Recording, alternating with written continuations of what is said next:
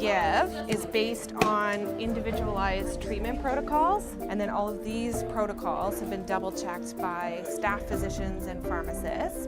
And then when they make the chemotherapy, 2 pharmacists double check that. And then before we give the chemotherapy, 2 nurses double check that chemo before we actually go into the room and hang it on the patient. So we record our in and outs on this lovely side of the page.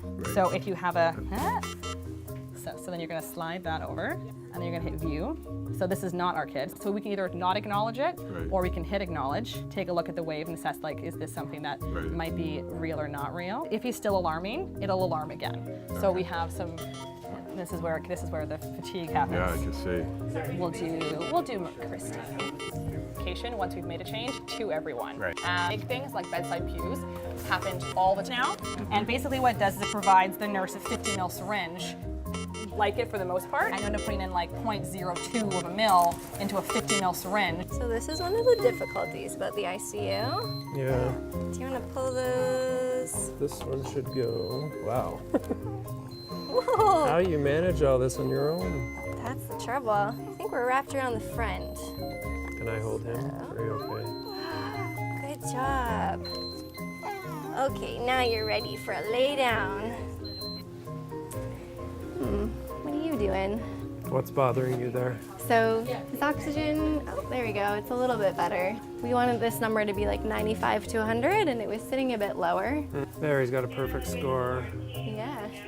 And the dose should be approximately 1.35 milligrams. So we just double check that. So then the other thing we need to check with this one, so they want this one to run over 3 hours. Okay. So we just have to calculate the actual rate that it's gonna run over. And I'll just double check this as well. So much to figure out and calculate. Well, I think one thing I've seen is how busy a day in the life of a nurse is here and how many different things you're juggling simultaneously. I also really got a bit of a feel for the number of distractions that happen during the course of the day. Yeah. Hi. The immense compassion that Barb has displayed with EJ and how it's almost a member of her family. The ability to manage all of these different lines, the beeps over here, over here. She's so composed as she's managing this fragile little guy who truly seems like a joy. The incredible amount of work that Andrea has to do to figure out all the different calculations, check everything several times. The mathematics involved, all of the programming on the system. I don't think I could do it. I don't think I could. You could. I don't think I could. It's amazing. I have the most profound respect for what you do.